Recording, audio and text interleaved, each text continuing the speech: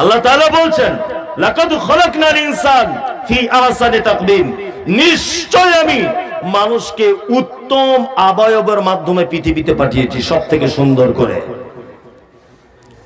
সৌন্দর্য কেমন?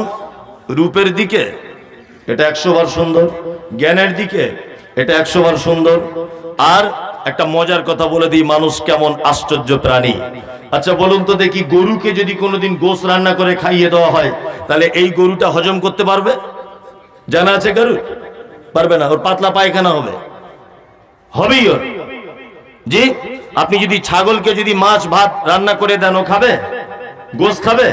খাবে না। কিন্তু গরু এত বড় প্রাণী, মাংস হজম করার ক্ষমতা নেই। আপনি কোনোদিন সুন্দরবনের বাঘকে দেখেছেন যে বাঘগুলো জঙ্গলের পাতা ছিঁড়ে ছিঁড়ে খাচ্ছে? দেখেছেন? দেখেননি।